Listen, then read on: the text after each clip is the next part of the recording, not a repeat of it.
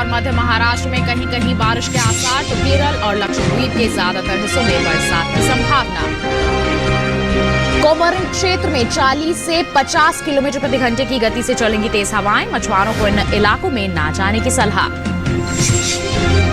सौराष्ट्र कच्छ के भुज में अधिकतम तापमान रहा 37.9 डिग्री, पश्चिमी मध्य प्रदेश के रायसेन में न्यूनतम तापमान 9.5 डिग्री दर्ज।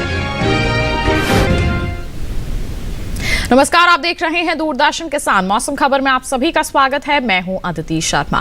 मौसम खबर में जानेंगे आगे आने वाले दिनों में कहां होगी बारिश, कहां रहेगा मौसम साफ, कैसी रहेगी तापमान की स्थिति और साथ ही किसानों के लिए कृषि सलाह भी। लेकिन आइए बुलेटिन की शुरुआत करते हैं मौसम से जुड़ी कुछ खास खबरों के साथ। बता दें, भारत मौसम विज्ञान विभाग के मुताबिक शुक्रवार को तटीय आंध्र प्रदेश और रायलसीमा में कहीं कहीं तेज बरसात की संभावनाएं हैं। साथ ही जानकारी दें आपको कि कल और शनिवार को तमिलनाडु और पुदुचेरी में छिटपुट जगहों पर जोरदार वर्षा की संभावनाएं हैं। तो वहीं दक्षिणी आंतरिक कर्नाटक में भी 2 दिन गिने चुने हिस्सों में भारी बारिश हो सकती है। इसके साथ ही आपको जानकारी दें कि आगे आने वाले 2 दिनों के दौरान केरल के इक्का दुक्का इलाकों में मूसलाधार बरसात हो सकती है। तो वहीं अंडमान निकोबार में शनिवार को इक्का दुक्का स्थानों पर तेज वर्षा के आसार हैं। साथ ही बता दें आपको कि 2 दिन कोंकण, गोवा, मध्य महाराष्ट्र और मराठवाड़ा में बिजली की चमक के साथ तेज हवाएं संभव हैं। तो वहीं तटीय आंध्र प्रदेश, तेलंगाना और रायलसीमा में भी अगले 2 दिन बिजली की चमक के साथ तेज हवाएं चल सकती हैं। तो ये थी मौसम से जुड़ी कुछ खास खबरें। आइए बढ़ते हैं आगे और बता दें आपको कि उत्तर के पहाड़ी और मैदानी इलाकों की अगर हम बात करें तो यहां पर बारिश का फिलहाल अनुमान नहीं है। वहीं पूर्वी भारत की बात करें तो यहां पर कुछ एक इलाके हैं जहां पर बादल बरस सकते हैं। इसके अलावा पश्चिमी राज्यों में भी बारिश के आसार है। बात करें दक्षिण भारत की तो यहां पर भी कुछ एक जगहों पर बरसात की संभावनाएं हैं। आगे आने वाले 2 दिनों के दौरान कैसा रहेगा देश भर में बारिश का हाल, आइए देखते हैं इस रिपोर्ट में। मौसम विभाग के अनुसार शुक्रवार और शनिवार को जम्मू कश्मीर और लद्दाख में बारिश नहीं होगी। हिमाचल प्रदेश और उत्तराखंड में 2 दिन बरसात के आसार नहीं है। इसके अलावा पंजाब, हरियाणा और दिल्ली में वर्षा की संभावना नहीं है। 2 दिन पूर्वी और पश्चिमी उत्तर प्रदेश में बारिश का अनुमान नहीं है। साथ ही पूर्वी और पश्चिमी राजस्थान में भी वर्षा के आसार नहीं है। मौसम विभाग की माने तो पूर्वी भारत में 2 दिन बिहार में बरसात नहीं होगी। शनिवार को झारखंड में कहीं कहीं बादल बरसेंगे। 2 दिन ओडिशा के कुछ इलाकों में बारिश का अनुमान है। वहीं गांगे पश्चिम बंगाल में छिटपुट स्थानों पर पानी बरसेगा, तो उप हिमालय पश्चिम बंगाल और सिक्किम के गिने चुने हिस्सों में बरसात होगी। दूसरी ओर 2 दिन अरुणाचल प्रदेश में वर्षा का अनुमान नहीं है। शनिवार को असम और मेघालय में इक्का दुक्का जगह बादल बरसेंगे। साथ ही नागालैंड, मणिपुर, मिजोरम और त्रिपुरा में 2 दिन कुछ हिस्सों में बारिश होगी। मध्य भारत की बात करें तो 2 दिन पूर्वी और पश्चिमी मध्य प्रदेश में बादल नहीं बरसेंगे। छत्तीसगढ़ और विदर्भ में 2 दिन छिटपुट जगह वर्षा के आसार हैं। पश्चिम भारत में गुजरात और सौराष्ट्र कच्छ में बारिश का अनुमान नहीं है। 2 दिन कोंकण, गोवा, मध्य महाराष्ट्र और मराठवाड़ा में कहीं कहीं बरसात हो सकती है। रुक करते हैं दक्षिण भारत का। 2 दिन तटीय आंध्र प्रदेश और रायलसीमा के अधिकतर इलाकों में बारिश होगी। तेलंगाना में 2 दिन कुछ जगह बरसात के आसार हैं। वहीं तमिलनाडु और पुडुचेरी में 2 दिन कई स्थानों पर वर्षा का अनुमान है। तटीय, उत्तरी और दक्षिणी आंतरिक कर्नाटक के कई हिस्सों में बारिश हो सकती है। केरल और लक्षद्वीप में 2 दिन अधिकतर इलाकों में बरसात के आसार हैं। अंडमान निकोबार में ज्यादातर जगह बारिश की संभावना है। तो जाना आपने आगे आने वाले 1 से 2 दिन की हम बात करते हैं तो देश के वो कौन से इलाके हैं जहां पर पानी बरस सकता है और कहां कहां मौसम साफ बने रहने के आसार है। इसके साथ आइए बढ़ते हैं आगे, बताते हैं आपको कि पिछले 24 घंटों के दौरान देश के किस हिस्से में बरसात हुई। बता दें आपको कि नागालैंड, मणिपुर, मिजोरम और त्रिपुरा की हम बात करेंगे तो यहाँ पर कहीं कहीं वर्षा दर्ज की गई पिछले 24 घंटों के दौरान। साथ ही तटीय आंध्र प्रदेश और रायलसीमा में भी कुछ स्थानों पर बादल बरसे तो तमिलनाडु और पुदुचेरी के कई इलाकों में भी बरसात हुई। केरल के कुछ हिस्सों में भी बारिश हुई तो वहीं लक्षद्वीप में भी कुछ जगहों पर बादल बरसे। बता दें, अंडमान निकोबार के गिने चुने इलाकों में भी बादल बरसे पिछले 24 घंटों के दौरान।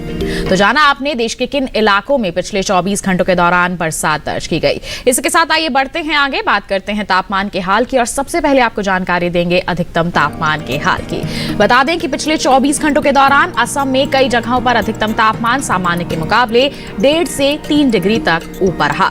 साथ ही हम बात करेंगे नागालैंड की, तो बता दें यहां पर भी कई स्थानों पर अधिकतम तापमान सामान्य के मुकाबले 1.5 से 3 डिग्री तक ऊपर दर्ज किया गया। तो वहीं अरुणाचल प्रदेश के कुछ इलाकों में भी अधिकतम तापमान सामान्य के मुकाबले 1.5 से 3 डिग्री तक ज्यादा रहा। वहीं बात करें हम सौराष्ट्र कच्छ की, तो यहाँ के इक्का दुक्का इलाकों में अधिकतम तापमान सामान्य के मुकाबले 1.5 से 3 डिग्री तक ऊपर रहा। और वहीं इसके विपरीत तमिलनाडु में कहीं कहीं अधिकतम तापमान सामान्य के मुकाबले 5 डिग्री तक नीचे दर्ज किया गया। साथ ही अगर हम बात करते हैं पूर्वी उत्तर प्रदेश के गिने चुने इलाकों की, तो बता दें यहाँ अधिकतम तापमान सामान्य के मुकाबले 3 से 5 डिग्री तक नीचे रहा। और वहीं मध्य प्रदेश में छिटपुट स्थानों पर अधिकतम तापमान सामान्य के मुकाबले 3 से 5 डिग्री तक नीचे दर्ज किया गया। बता दें आपको कि दक्षिणी आंतरिक कर्नाटक की अगर हम बात करेंगे तो यहाँ पर कई जगहों पर अधिकतम तापमान सामान्य के मुकाबले 1.5 से 3 डिग्री तक नीचे रहा। और इस बीच देश के मैदानी इलाकों में सबसे ज्यादा तापमान सौराष्ट्र कच्छ में रहा। यहाँ के भुज में अधिकतम तापमान 37.9 डिग्री सेल्सियस दर्ज किया गया। तो अभी आपने जाना पिछले 24 घंटों के दौरान देश के अलग अलग हिस्सों में अधिकतम तापमान की जो स्थिति है वो किस प्रकार रही। इसके साथ आपको बता देते हैं न्यूनतम तापमान के हाल के बारे में। बता दें कि पिछले 24 घंटों के दौरान मणिपुर के इक्का दुक्का इलाकों में न्यूनतम तापमान सामान्य की तुलना में 1.5 से 3 डिग्री तक ज्यादा रहा। मिजोरम में गिनी चुनी जगहों पर न्यूनतम तापमान सामान्य की तुलना में 1.5 से 3 डिग्री तक ऊपर रहा। और वहीं त्रिपुरा में भी कहीं कहीं न्यूनतम तापमान सामान्य की तुलना में 1.5 से 3 डिग्री ज्यादा रहा। वहीं बात करेंगे रायलसीमा की, तो बता दें कुछ हिस्सों में न्यूनतम तापमान सामान्य की तुलना में 1.5 से 3 डिग्री तक ज्यादा दर्ज किया गया। और अंडमान निकोबार में भी कुछ स्थानों पर न्यूनतम तापमान सामान्य की तुलना में 1.5 से 3 डिग्री तक ऊपर ही रहा। इस बीच देश के मैदानी इलाकों में सबसे कम तापमान पश्चिमी मध्य प्रदेश के रायसेन में रहा। यहाँ पर पारा 9.5 डिग्री सेल्सियस दर्ज किया गया। तो जाना आपने पिछले 24 घंटों के दौरान न्यूनतम तापमान की जो स्थिति है वो किस प्रकार रही। इसी के साथ बुलेटिन में वक्त हो चला है एक छोटे से ब्रेक का। ब्रेक के बाद हम जानेंगे कैसे करें मेथी की खेती। आप बने रहिए दूरदर्शन किसान पर, देखते रहिए मौसम खबर। मुझे जॉब छोड़ा फिर भी सो कूल। ब्रो, नए चैलेंजेस नए मौके लाते हैं। अच्छा, सीरियसली राहुल, मेरा पूरा घर now it's an online retail store. देख, वाओ, लेकिन पैसे? कुछ साल पहले दिवाली बोनस को इन्वेस्ट किया था। और अब तो है LIC का यूलिप प्लान निवेश प्लस। एक बार इन्वेस्ट करो, इंश्योरेंस से सुरक्षा का लाभ और मार्केट की बढ़त का फायदा दोनों पाओ। 1 sec Rahul. Madam, you are double cool. हमारा डेजर्ट आ गया पर हमारी चैंपियन नहीं आई अब तक। बिल भरने के पहले तो आएगी ना। सो गर्ल्स, क्या हो रहा है? बिल हो रहा है। चल अपना कार्ड दे। पिन दे। RBI कहता है अपना पिन, OTP, CVV या इंटरनेट बैंकिंग पासवर्ड किसी को ना दे। ऑनलाइन बैंकिंग सिर्फ अपने ही कंप्यूटर, मोबाइल और सिक्योर नेटवर्क से करें। हाँ, ये खाने की चैंपियनशिप थी क्या? RBI कहता है जानकार बनिए, सतर्क रहिए। ब्रेक के बाद दूरदर्शन किसान के मौसम खबर में आप सभी का फिर से स्वागत है। बुलेटिन के इस हिस्से में हम बात करेंगे खेती किसानी की। बता दें आपको कि अभी बहुत सी जगहों पर बुआई और रोपाई के लिहाज से समय अनुकूल है। ऐसे में किसान कृषि विशेषज्ञों की सलाह से फसलों का चुनाव करें तो निश्चित तौर पर अच्छी पैदावार ले सकते हैं। फिलहाल जम्मू कश्मीर और उत्तर प्रदेश के किसानों के लिए क्या है हमारे विशेषज्ञों की सलाह, आइए जानते हैं इस खास रिपोर्ट में। जम्मू कश्मीर में सरसों की बुआई करें, यही मटर की बुआई करें, साथ ही तिल की बुआई कर ले। किसान गेहूं की बुआई कर सकते हैं, यहाँ आलू की रुपाई करें। इसके अलावा पत्ता गोभी की कटाई कर ले। पत्ता गोभी के खेत में निराई भी करते रहे। वहाँ के किसान गाजर की खुदाई कर सकते हैं। जम्मू कश्मीर में मूली की खुदाई करते रहे। इसके साथ ही लौकी की तुड़ाई कर ले। अभी खीरे की भी तुड़ाई करें। इस समय बीन्स की तुड़ाई करते रहे। वहीं फूल गोभी की बुआई के लिए नर्सरी तैयार कर सकते हैं। जम्मू कश्मीर में भिंडी की तुड़ाई कर ले। किसान प्याज की बुआई के लिए नर्सरी तैयार करे। उत्तर प्रदेश में चने की बुआई करे, साथ ही सरसों भी बोए। किसान तिल और जौ की बुआई कर सकते हैं। यहाँ मटर और लहसुन की बुआई कर ले। अभी मूंगफली के खेत में सिंचाई करते रहे। उत्तर प्रदेश में किसान प्याज की बुआई के लिए नर्सरी तैयार कर सकते हैं। वहीं गेहूं की बुआई करें। इसके साथ ही मूंग की बुआई करते रहे। इसके अलावा फूल गोभी और पत्ता गोभी की रुपाई कर ले। उत्तर प्रदेश में टमाटर की रुपाई करें। किसान धान की कटाई कर सकते हैं। इस समय आलू की रुपाई करते रहे। यहाँ के किसान पालक की बुआई कर सकते हैं। इसके साथ ही धनिये की भी बुआई कर ले। तो जाना आपने जम्मू कश्मीर और उत्तर प्रदेश के जो हमारे किसान हैं, किस तरह के कृषि कार्य आप कर सकते हैं, कौन कौन सी फसलें हैं जिनका आप चयन कर सकते हैं बुआई और रोपाई के लिए अपने क्षेत्र के अनुसार। आइए बढ़ते हैं आगे और अब बात करते हैं मेथी की खेती के बारे में। बता दें आपको कि रबी की फसलों में मेथी की अपनी ही अहमियत है। इसकी खेती पूरे देश में की जाती है, फिर भी राजस्थान, मध्य प्रदेश, गुजरात, पंजाब और उत्तर प्रदेश में इसकी अच्छी बुआई होती है। इसका इस्तेमाल दो तरह से होता है, पत्तियों का उपयोग सब्जी के रूप में और बीज का उपयोग मसाले के रूप में। हालांकि मेथी की बुआई सितंबर-अक्टूबर में करना बेहतर रहता है, लेकिन देर होने पर नवंबर में भी इसे बोया जा सकता है।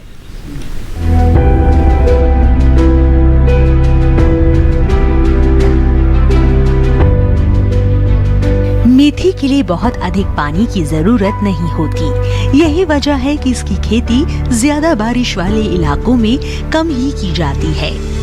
वैज्ञानिकों का ये भी कहना है कि जिन खेतों में मेथी लगी हो उनमें जल निकासी की उचित व्यवस्था होनी चाहिए। इसकी बुआई के लिए दोमट या बलुई दोमट मिट्टी सबसे उपयुक्त होती है।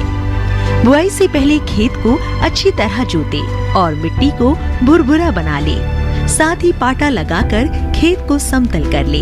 आखिरी जुताई में 100 से 150 क्विंटल प्रति हेक्टेयर के हिसाब से गोबर की खाद मिला दे।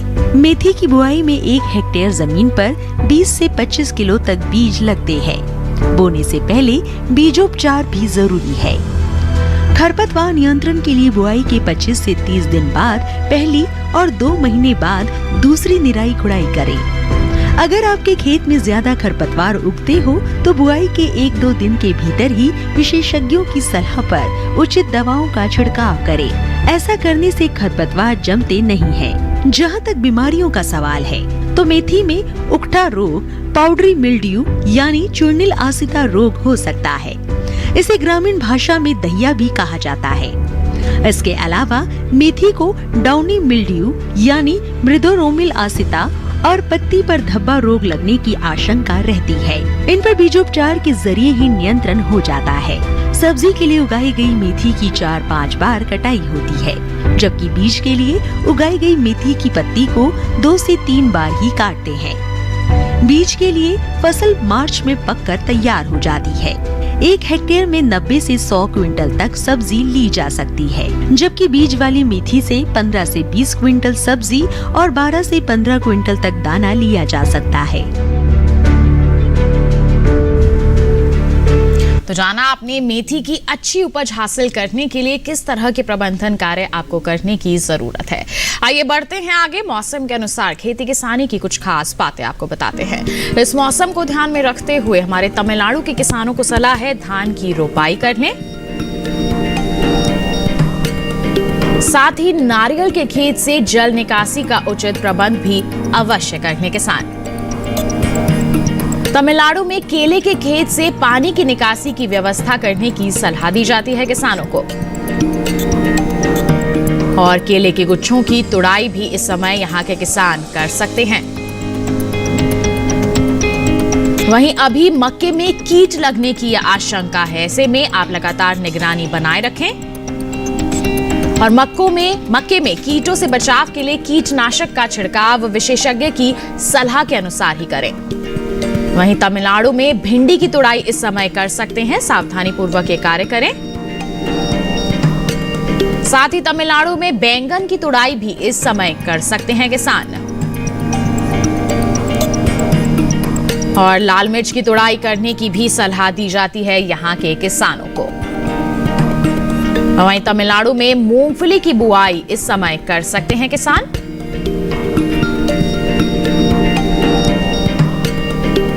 तो ये थी मौसम के अनुसार खेती किसानी की कुछ खास बातें। इसके साथ बुलेटिन में वक्त हो चला है एक और छोटे से ब्रेक का। आप कहीं मत जाइए, हम जल्द ही हाजिर होंगे। बने रहिए दूरदर्शन किसान पर, देखते रहिए मौसम खबर।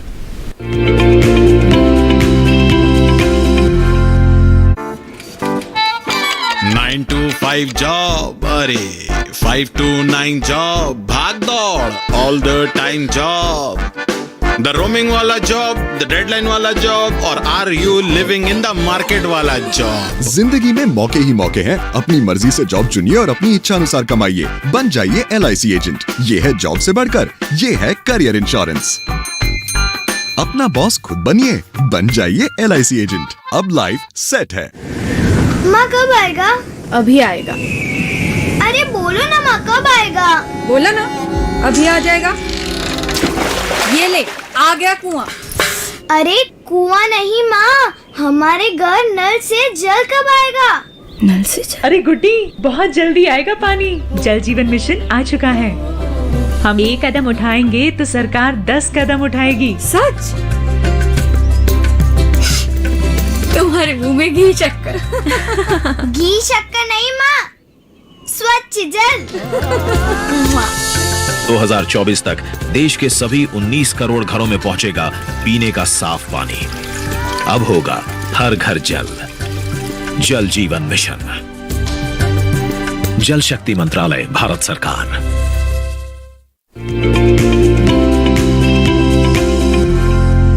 ब्रेक के बाद दूरदर्शन किसान के मौसम खबर में आप सभी का फिर से स्वागत है। आइए बुलेटिन में एक बार फिर आपको जानकारी दें मौसम के लिहाज से खेती किसानी की कुछ और खास बातों की। इस मौसम को ध्यान में रखते हुए बता दें आपको, तेलंगाना में अरंडी की बुआई करने की सलाह दी जाती है किसानों को। साथ ही अरंडी के खेत में सिंचाई भी करते रहें किसान। वहीं तेलंगाना में मूंग और उड़द की बुआई का कार्य कर लें। तो वहीं मूंग और उड़द के खेत में भी सिंचाई अवश्य कर लें। साथ ही तेलंगाना में चना और लोबिया भी लगा सकते हैं इस समय किसान। और चने और लोबिया के खेत में भी सिंचाई का जरूर ध्यान रखें। साथ ही तेलंगाना में मक्के और मूंगफली की बुआई करने के लिए भी सही समय है, इसके लिए भी तैयारियां कर सकते हैं। और तेलंगाना में इस समय ज्वार की बुआई भी की जा सकती है, इसके लिए भी आप उन्नत किस्मों का चयन करें। वहीं सरसों और सूरजमुखी की भी बुआई इस समय कर सकते हैं यहाँ के किसान। तो ये थी मौसम के लिहाज से खेती किसानी की कुछ और खास बातें। आइए बुलेटिन में बढ़ते हैं आगे, नजर डालते हैं मौसम की अहम झलकियों पर। बता दें आपको, आगे आने वाले 2 दिनों के दौरान तमिलनाडु और पुदुचेरी में बिजली की चमक के साथ तेज हवाएं चलने की संभावनाएं हैं। साथ ही जानकारी दें आपको कि आंध्र कर्नाटक में शनिवार को बिजली की चमक के साथ तेज हवाएं चल सकती हैं। तो वहीं 2 दिन केरल में बिजली की चमक के साथ तेज हवाओं का अनुमान जताया जा रहा है मौसम विभाग द्वारा। बता दें आपको, अंडमान निकोबार में 2 दिन बिजली की चमक के साथ तेज हवाओं के आसार हैं। तो वहीं 2 दिन मन्नार की खाड़ी में 40 से 50 किलोमीटर प्रति घंटे की गति से तेज हवाएं चलने की संभावनाएं हैं। बता दें आपको, कोमोरन क्षेत्र में 2 दिन 40 से 50 किलोमीटर प्रति घंटे की गति से तेज हवाओं के आसार बने हुए हैं। इसके साथ ही बता दें आपको, इन परिस्थितियों को देखते हुए यहां के मछुआरों को इन इलाकों में ना जाने की सलाह दी जा रही है। तो ये था मौसम का हाल। आइए इसी के साथ चलते चलते एक नजर अगले 4 दिनों के लिए 9 शहरों के तापमान पर।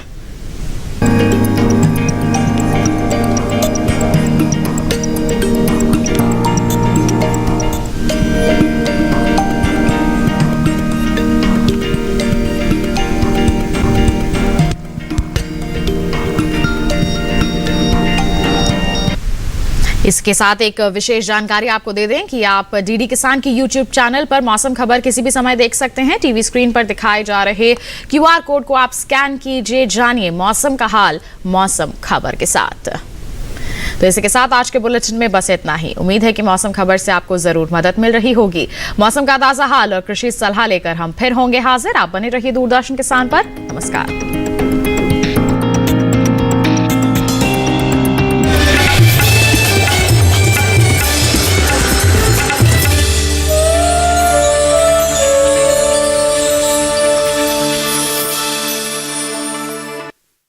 मौसम खबर के सह प्रायोजक थे प्रधानमंत्री भारतीय जन औषधि परियोजना। उत्तम दवाई कम दाम, स्वस्थ भारत की पहचान।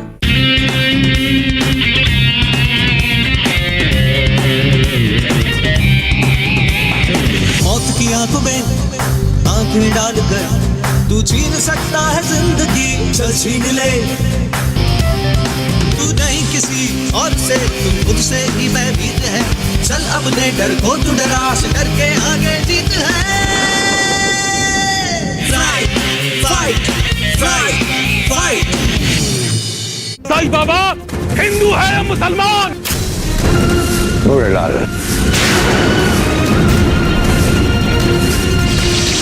अगर तू काल है तो मैं महाकाल हूं। मेरे गुरु स्थान को खुदवाने की हिमाकत किसने की है? साईं नाम है ना तुम्हारा? नाम में क्या रखा है? इंसान का काम बड़ा होना चाहिए। राम जी भला करेंगे।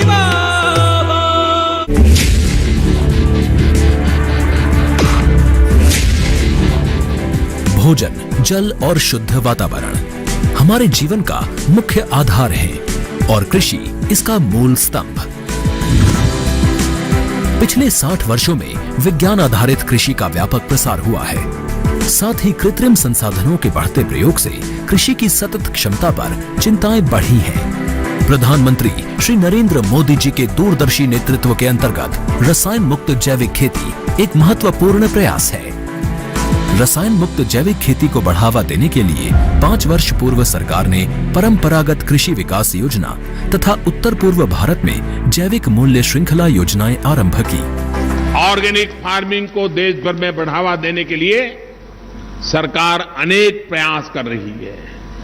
इसके लिए परंपरागत कृषि विकास योजना के तहत काम किया जा रहा है। न सिर्फ ऑर्गेनिक फार्मिंग को बल दिया जा रहा है, बल्कि उसके लिए वैल्यू एडिशन और मार्केट की व्यवस्था भी की जा रही है। भारत सरकार एवं किसानों के सम्मिलित प्रयासों से आज देश के लगभग 36 लाख किसान 38 लाख हेक्टेयर क्षेत्र में जैविक खेती कर रहे हैं। इसके अतिरिक्त हमारे देश के अनेक ऐसे क्षेत्र हैं जहां आज भी पारंपरिक जैविक खेती हो रही है।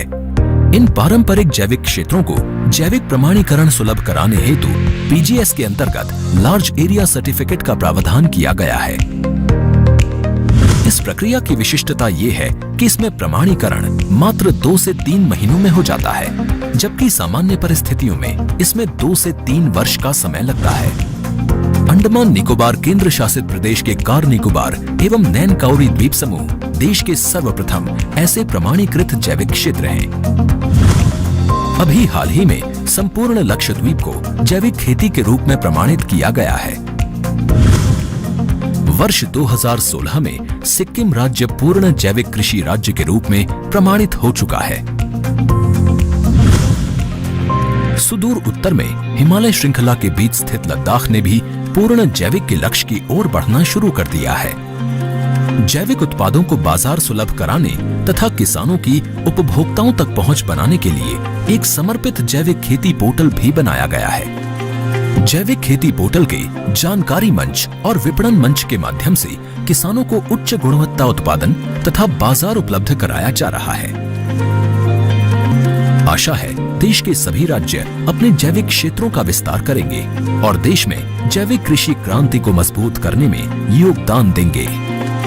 जैविक उत्पादों की देश और विदेशों में बढ़ती मांग तथा जैविक उत्पादों का बढ़ता बाजार, किसानों की उपभोक्ताओं तक पहुंच तथा जैविक FPO द्वारा जैविक कृषि व्यापार में भागीदारी हमारे किसानों को अपनी आय बढ़ाने का अवसर दे रहा है। पिछले 5 वर्षों में जैविक कृषि उत्पादों का निर्यात दोगुने से अधिक बढ़कर 7,000 करोड़ रुपए से अधिक का हो गया है और इसमें प्रतिवर्ष 20% से अधिक की वृद्धि हो रही है। उम्मीद है पारंपरिक क्षेत्र के किसान भी इस बढ़ते बाजार से लाभान्वित होंगे और जैविक कृषि आंदोलन को आगे बढ़ाएंगे।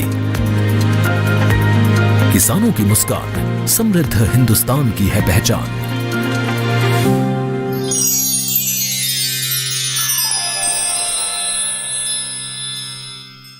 कुछ तो मस्त बात है इस जगह की, गली गली में बात है इस जगह की। यहाँ है खलबली हंसी सर पर चढ़ी, टिकट हो या ना हो ये गाड़ी चल पड़ी। गली गली सिम सिम, गली गली सिम सिम, गली गली सिम सिम, सिम सिम, गली गली सिम सिम।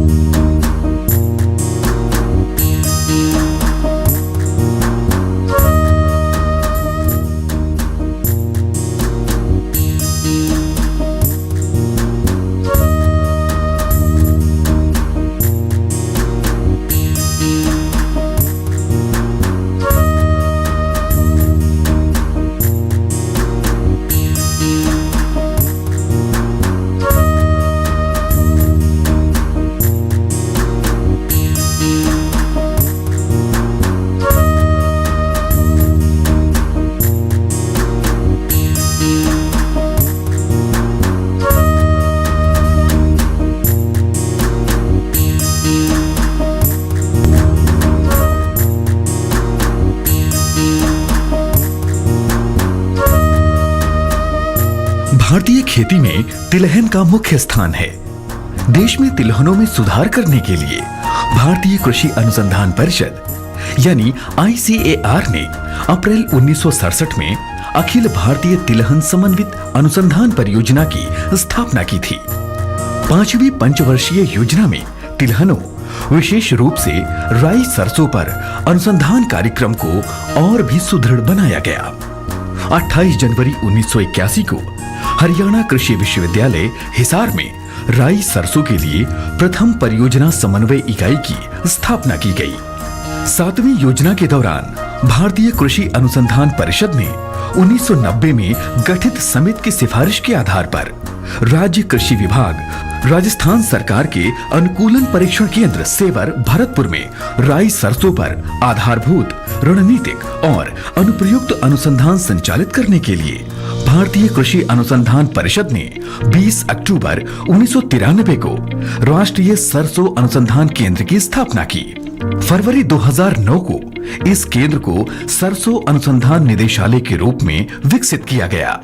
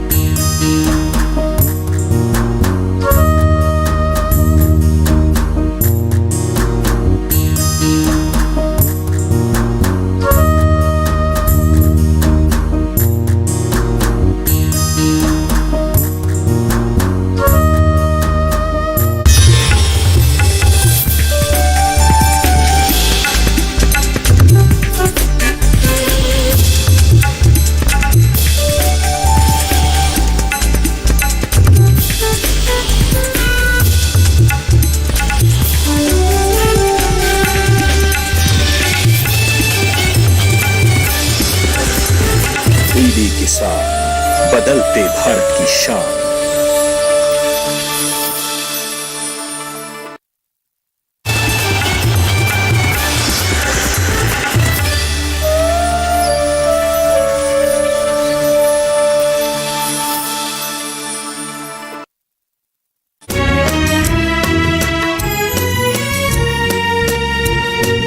कुएं का मीठा पानी ये बोले, पेड़ों की डाली पर लहराए झूले, खेतों में गेहूं की फसलों का खिलना, बुजुर्गों की गाँव की चौपाल में मिलना, वो सुबह का मौसम, चिड़ियों की चहचहाहट, एक छोटे से बच्चे की खिलखिलाहट, वो गोरी का पल्लू रचा है बसा है, तू है जहाँ मेरा जीवन वहाँ है,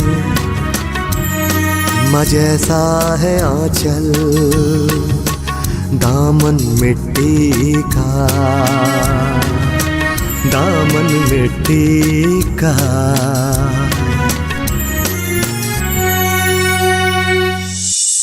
और ये कृषि विज्ञान केंद्र हर किसान के लिए काम कर रहा है। खेती में आने वाली हर परेशानी को वो दूर करेगा। मन लगे या न लगे भाई साहब, अब आ गए हैं तो आपके गांव में रहना ही पड़ेगा। क्यों? गांव तो आपका भी है भाभी जी, इतना उदास क्यों है आप? बहुत घुटन महसूस होती है यहाँ। बाजार तो है लेकिन शहर वाला बाजार नहीं है यहाँ। कोई बड़ा स्कूल नहीं है जहाँ कि हम बच्चों को पढ़ने के लिए भेज सके। गौरीशंकर जी की जय, जय। बाबूजी, हाँ देखिए रामू की फैमिली आई। अरे नमस्ते चाचा जी। नमस्ते नमस्ते। जीते रहो बेटा। अरे जीते रहो बेटा, तुम लोग के पाँव छू। अरे बच्चे पाँव नहीं छूते। और बताइए चाची जी, सब ठीक तो है ना? कोई परेशानी तो नहीं है?